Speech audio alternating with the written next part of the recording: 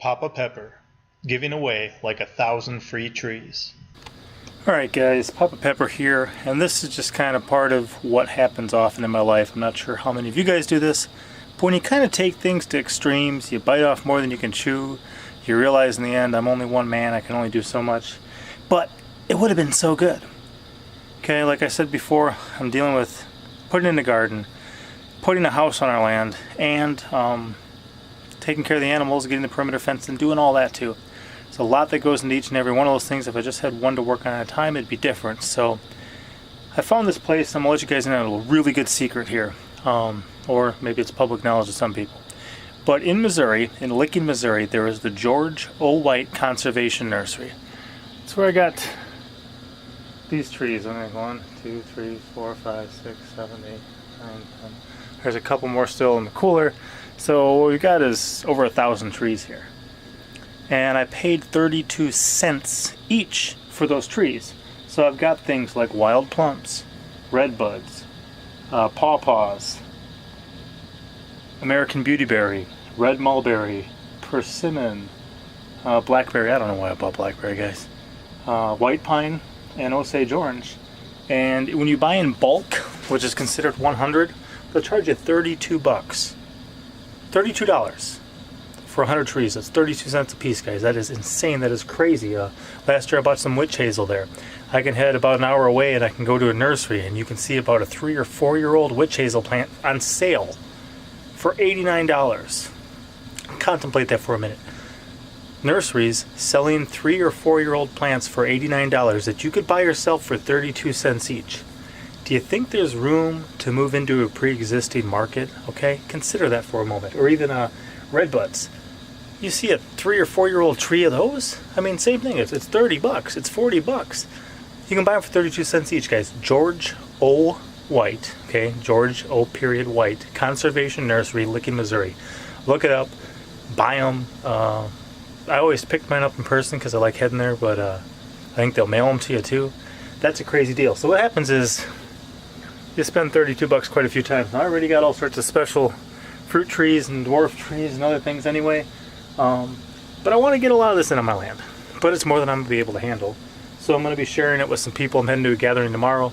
There's going to be some people I know there, some people I don't know. A lot of them into this type of stuff. I'm just going to give them away for free. Because if I can bless somebody else with a bunch of stuff, especially useful stuff, especially stuff that could be bearing fruit and benefiting them and blessing them and their family, well, guess what? Later when I come to visit, they can feed me some of it, right? See how that works out? Anyway, so why do I got wild plum?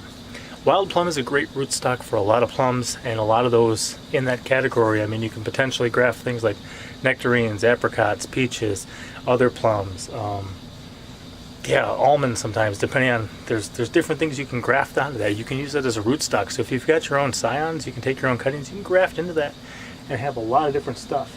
Now the pawpaw, they're calling that like the hipster banana these days. It was a very common food that people used to know about, but it doesn't really have a long shelf life. You don't really find it at the grocery store, so not a lot of people know about it. I've actually only been one place even in the area that I've actually walked by and said, "Oh, are those pawpaw trees?" And the guy says, "Yeah, you're like the first person to recognize them." But, they're not all that. They exist out there in the wild, but not a lot of people exactly always know about them these days. I'm like, man. So I'm going to plant some of those on my land. They like to be in the shade for like the first 3 or 4 years of their life. And then they kind of want to be out in the open. So I got some places where I'm going to phase out the existing forests, put those in, start a permaculture food forest, stuff like that. White pine. White pine is a good one. It's one of the ones that you can get vitamin C from. Okay, there's at least one type of citrus, trifoliate citrus, that'll grow in my area. And I've got a couple growing. I've got some seeds for some. I know a guy who grows some. But, we need other vitamin C sources available. Of course, a lot of the weeds can do that too. But white pine, you make some nettle tea. The red mulberry, guys. Those grow like weeds. I've shipped some to some other people last year when I had some. They said, "Hey, I was just going to give them away for some for free." So I just cut them off a couple inches up, left the whole root system for them so they can plant them and they grow. But those cuttings I took, I just shoved back in the dirt. And now I've got the same plants I gave away. The ones I gave away. Persimmon. Again, wild persimmon are growing all over the place down here, and they do take quite a few years to actually bear fruit. But you can also use the American persimmon, the Diosporos virginia, as a rootstock for things like the kaki or the fuyu or different Asian persimmons, which are going to be larger, they're going to be not astringent, and they're not going to have seeds, so that's pretty cool. What else? Calicarpa, the American beautyberry, guys. American beautyberry, I've eaten the berries, but the leaves is what they used to use as just a natural mosquito repellent. Grab some leaves, rub them on yourself. They would stuff them under like the bridle, the tacking on the horses back in the day to keep the flies and the bugs, the mosquitoes off of them. That's great. It's a beautiful plant, looks ornamental. It's got these crazy long sticks with a bunch of different purple berries. I got some photos I'll try to insert here in the video for you guys. Alright guys, here are those photos. Just check out the color on that. We've eaten these berries before. I don't think I've tried the leaves, but crude protein, beautiful plant, and lots of uses. But a beautiful plant, great ornamental, but also has beneficial uses, because anytime I'm growing a flower, I'm growing a plant, something's taking up dirt, taking up soil, taking up some space. I want it to be more beneficial than just to look at. If I want to look at something nice, I'll invite my wife over. Say, hey, come over here. Oh, look at something nice. Okay, if I got a plant I want to benefit me more. The Osage Orange, we were originally going to use them for hedges. You can plant them together. Even one of the ex-presidents back in the early days said, in a couple of years they're like bull strong, hog tight, and whatever. I mean, they would make hedges out of them. That's what they call them, hedge balls. But they're also a rootstock you can use for the che plant, which is from over in Asia somewhere. Really, I had some that almost set fruit last year, and I think I lost them in the winter. Might have to get some more, but yeah, there's benefits to it too. And then what else? I forget. But anyway, when you wind up with something like this, and all of a sudden you've got a ton. Oh, I don't know if there's serviceberry in here too. But when you've got a ton of stuff like this, like I said, each of these bundles cost me $32. So if I give them away, that's not a huge hit on my wallet. Now there is quite a few here. I understand that I kind of bit off more than I could chew. But again, what is the dividends of paying that just to somebody else? Just giving that away and saying, here, I'm going to invest in your life. I'm going to invest in your property. I'm going to invest in the livelihood of your family as time goes on. What is the endearing of that does to somebody else? I think it's worth it for me. So I got to sort through all this. We got to wake up early. We got a long way to travel tomorrow.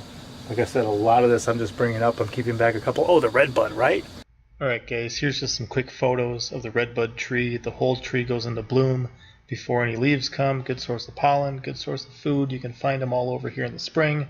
This is a couple shots of a salad I made, just some wild edibles and tasty stuff. Posted on Steam It like a year ago.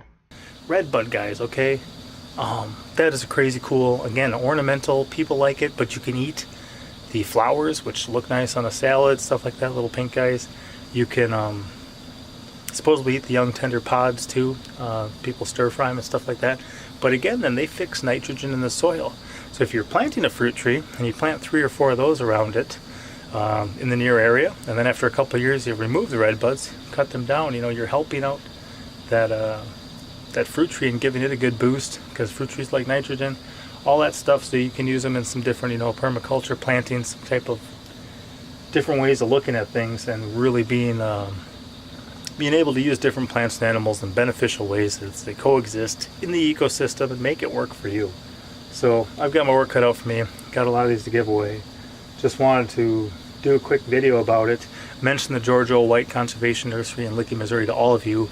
Mention the fact that, one of the things in my family is I want to be able to be home with my wife and children. I want to be able to invest in their life on a daily basis. I've got 5 kids, but really, I spend more time with my kids by the time we're done with breakfast than some people do all day. And I want to be here, so I want to find things to do from my property that could potentially raise an income. Since we're physical people that exist in a physical space, you eat physical food, you need physical areas to grow your own food. And propagating, especially food-bearing plants, is a great thing to get into. Like I said, even in opportunities like this, when 32 cents is your investment, that's incredible. There's a lot of room, like I said, to move into a pre-existing market and do some stuff. So I've got actually some of those plum trees still in buckets from 2 years ago. Okay, they'll be in my dirt. I'm working on it. We got a lot going on. But like I said, I don't need all this going on right now as well. I can just bless some others and then deal with whatever's left over. So, all right, guys, pop out. As always, I'm Papa Pepper, and I'd like to remind you, don't post for free. If you'd like to be part of a revolution in social media, an economic power to the people, where users can actually blog for cryptocurrency, then I'd recommend that you check out steemit.com and join the revolution. Papa out.